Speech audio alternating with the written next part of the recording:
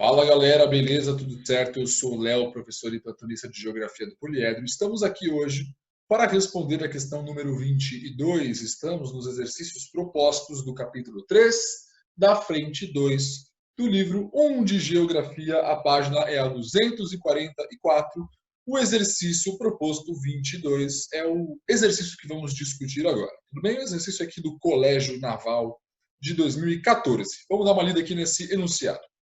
Embora o processo de industrialização brasileira tenha sido iniciado na segunda metade do século XIX, o país passou a diversificar o seu parque fabril a partir da década de 1930. Com relação ao desenvolvimento industrial brasileiro, assinale a opção correta. Então vamos dar uma olhada em cada uma das alternativas para ver o que a gente tem aí de correto e de incorreto. Na primeira ele vai falar o seguinte: a adoção de medidas fiscais e cambiais pelo governo do general Eurico Gaspar Dutra possibilitou a planificação da economia estatal, a qual privilegiou os setores de bens de consumo produzidos pela indústria nacional. Dois probleminhas nessa afirmação. O primeiro deles, o governo Dutra é um governo que vai se manter no poder entre 1946 e 1951, ok? Então estamos num contexto já posterior ao primeiro governo do Getúlio Vargas, né, que se inicia justamente na década de 30, lá o Estado Novo, ok? Por conta disso, você já pode considerar que, quando se inicia o governo Dutra, nós já havíamos observado um cenário de consolidação dessa política econômica estatal, ok? Durante esses primeiros anos aí da década de 1930, o que a gente observa é justamente uma tendência de consolidação do Estado como um agente essencial para o desenvolvimento industrial do país, justamente, né, sendo um personagem ali na economia brasileira que se encarregava de fornecer e de criar, né, as infraestruturas e as indústrias de base, ok? Então, o primeiro ponto a ser considerado é essa já existência, mesmo que anterior, né, ao governo Dutra, dessa consolidação do Estado como um importante agente econômico. E segunda coisa, o governo Dutra ele também está associado a uma tendência que teve continuidade nos anos seguintes, que foi uma tendência de abertura comercial para a importação de gêneros industrializados de outros países do mundo. E aí, justamente, né, os bens de consumo duráveis, né, em especial a indústria automobilística, por exemplo, ela começa a, digamos, ampliar a sua participação no território brasileiro a partir desse momento. Tá? Então, não é muito adequado a gente considerar que o governo Dutra privilegiou o desenvolvimento da indústria nacional, quando, na verdade, ele teve como uma das maneiras aí de estimular o crescimento industrial, justamente a atração de capitais de outros locais do mundo. Ok? A alternativa B é justamente a alternativa correta. Vamos dar uma lida nela.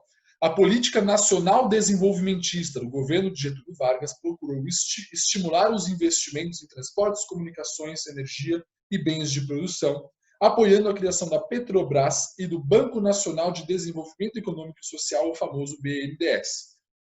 Aqui é importante ressaltar, a primeira coisa de tudo, novamente aquele papel fundamental que o Estado passa a assumir a partir do governo Vargas. Então, no governo Vargas e desde então, né, até mais ou menos ali o final da década de 80, a gente pode partir desse pressuposto. O Estado brasileiro vai funcionar, vai atuar como um agente indispensável ao desenvolvimento industrial, fornecendo justamente essas condições básicas para o desenvolvimento das demais atividades, ok? Então, por exemplo, né, como é que eu vou conseguir desenvolver uma indústria se não tiver, por exemplo, uma via para o escoamento dessa produção ou para a chegada das matérias-primas que vão ser utilizadas no processo de produção? Então, para isso, foi essencial o desenvolvimento das infraestruturas de transporte, a geração de energia, justamente para sustentar energeticamente essas atividades, tudo bem? Os próprios bens de produção que ele menciona, né, que seriam produtos industrializados, mas que não são voltados ao abastecimento do mercado consumidor de modo direto. Eles são voltados ao abastecimento de outras atividades econômicas. Então, a própria produção, por exemplo, siderúrgica, né? Então, a Companhia Siderúrgica Nacional, a CSN, que não é mencionada pela alternativa, mas que também entra aí nesse grupo de empresas criadas durante o governo Vargas, ela também tem como função justamente permitir, viabilizar o desenvolvimento de outros setores da indústria, ok? Então, a lógica era justamente essa, através aí da criação dessas bases, desenvolver a economia e a industrialização do nosso país, ok? E vale também um outro comentário. A gente tem esse conceito de política nacional desenvolvimentista. Esse conceito ele é utilizado em vários momentos históricos diferentes. Okay? Você talvez tenha tido, né, esse tipo de consideração numa discussão, por exemplo, sobre o governo JK, o governo Getúlio Vargas, ou até mesmo no próprio governo da ditadura militar. Né? A ideia de nacional desenvolvimentismo vai justamente nessa linha, do Estado atuando como um agente responsável pelo desenvolvimento da industrialização. E um comentário pertinente que a gente pode fazer, vou até me arriscar aqui um pouco, eu me arriscaria a dizer que, de todo esse contexto que a gente denomina como nacional desenvolvimentismo, talvez no governo Vargas é que a coisa fosse mais efetivamente nacional ou nacionalista. Porque o governo Vargas talvez seja aquele que dá um pouco menos de, digamos, estímulo ao desenvolvimento e à maior participação do capital estrangeiro no nosso país. Okay? Então é uma fase, digamos, mais nacionalista da nossa economia dentro desse cenário de diversificação e industrialização. Como a gente havia comentado anteriormente, e como eu ainda vou mencionar um pouquinho mais para frente, nos governos seguintes, né, subsequentes, nós tivemos cada vez mais uma abertura ao capital estrangeiro, uma maior, digamos, um maior privilégio dado aos capitais estrangeiros para que eles viessem ao nosso país, se instalassem em linhas de produção, aproveitassem do nosso mercado consumidor, entre outros benefícios. Então, em certa medida, a gente pode considerar que esse governo Vargas talvez seja, dessas fases da industrialização, aquela mais nacionalista propriamente dita. Tá bom? Então, essa alternativa é a correta, é a adequada.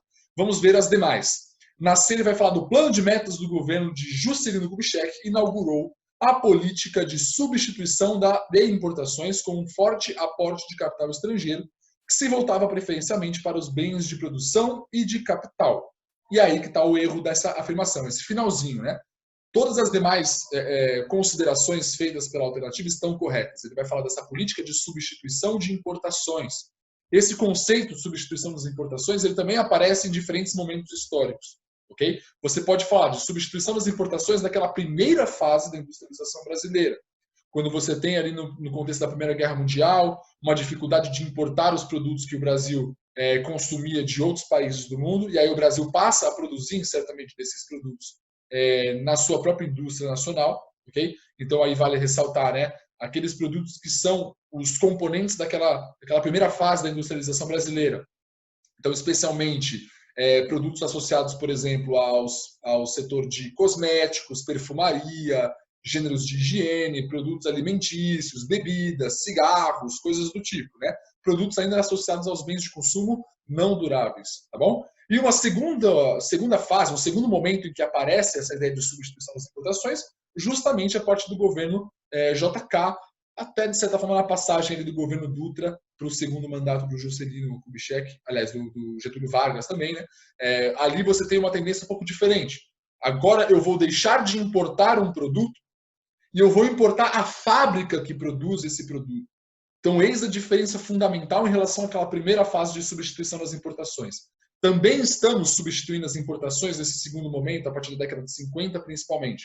Mas é uma substituição das importações que não utiliza na produção tecnologia e capital nacionais. Okay? É uma substituição das importações, mas o produtor, né, o responsável por fornecer a tecnologia, por fornecer os capitais, por criar as infraestruturas produtivas, são muitas vezes as mesmas empresas das quais eu importava no primeiro momento. Okay? Então, essa substituição das importações entenda quase como um sinônimo, nesse segundo momento, daquele processo de multinacionalização. Vai nessa linha, tá bom? Então, se você quiser falar desse processo, o ideal é que você correlacione este processo, ou na primeira fase, aos bens de consumo não duráveis, ou nesta segunda fase, no contexto da década de 50, aos bens de consumo duráveis, como os automóveis em especial. Okay? Bens de produção e bens de capital são setores que não abastecem o mercado consumidor de modo direto. Então, bens de produção seriam aqueles, por exemplo, né, que são voltados como matérias-primas industriais. Então, o aço é um bem de produção. Bens de capitais são geralmente maquinários, né, mecanismos utilizados para a produção em algum outro setor. Então, por exemplo, um trator. Um trator é um exemplo de bem de capital. Okay? A não ser que você utilize o trator para dar um rolê na sexta-noite aí na sua cidade. Né? Não é muito comum, geralmente o trator é voltado para alguma atividade econômica, então ele é caracterizado, portanto, como bem de capital. Beleza? Então, o erro da afirmação C é justamente esse finalzinho, os setores que seriam, né, mais pertinentes ali à atuação do capital privado estrangeiro. Na alternativa D, ele fala da política industrial do governo de João Goulart, procurou aprofundar a produção de bens de consumo duráveis. Para isso, atraiu capital estrangeiro através das amplas reformas do setor, aliás, do sistema tributário e bancário, que permitiram àquele capital remessas de lucro ao exterior.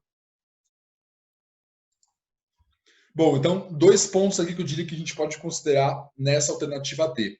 Primeira coisa é lembrar que o governo de João Goulart, na verdade, foi um governo breve. Né? O João Goulart assume o poder após a renúncia do Jânio Quadros, né, que foi o presidente eleito. O João Goulart era o vice do Jânio Quadros.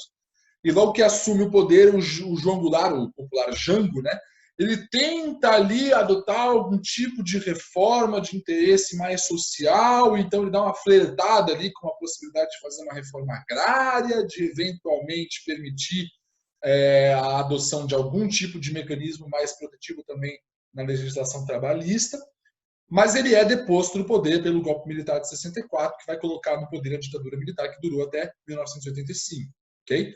Então, o João Goulart, primeiro, ele não tinha como interesse, efetivamente, essas reformas descritas, né, as reformas nos sistemas tributários e bancários, era mais um conjunto de reformas voltadas a esse interesse social, ok?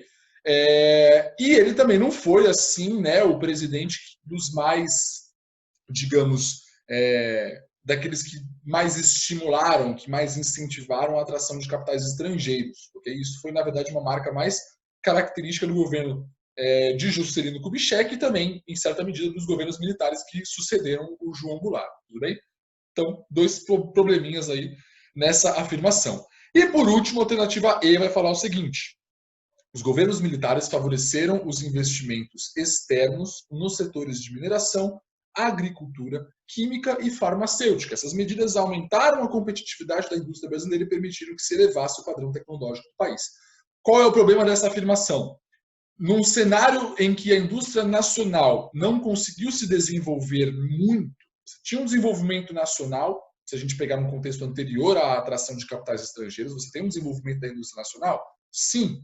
Agora, essa indústria nacional ela se desenvolveu a ponto de conseguir competir com outros conglomerados de multinacionais estrangeiras que já estavam muito mais consolidados nos seus mercados, com a sua produção tecnológica, etc.? Não. Então, o que acabou acontecendo em muitas ocasiões? A vinda dessas empresas estrangeiras, a chegada desse capital internacional no Brasil, em muitas ocasiões, ocasionou a falência das empresas brasileiras. Justamente pelo fato dessas empresas não conseguirem bater de frente com essa concorrência. Então, em muitas ocasiões, o que você teve foi a fusão, né, foi a absorção dessas empresas brasileiras pelas empresas multinacionais. Em muitos casos, essas empresas nacionais elas acabaram falindo, elas acabaram não conseguindo efetivamente competir com as demais. Então, o problema efetivamente da alternativa E seria esse finalzinho que ele fala da competitividade, é um tanto quanto questionável, né? O que ocorreu foi justamente o contrário, né? Foi uma diminuição dessa competitividade justamente através dessa consolidação das empresas de capital estrangeiro. Tudo bem? Então, novamente, ficamos com a alternativa B de bola, beleza? Esta é a questão, essa é a alternativa correta. E é isso, minha gente. Ficamos por aqui. Espero ter ajudado. Até a próxima. Bons estudos para você.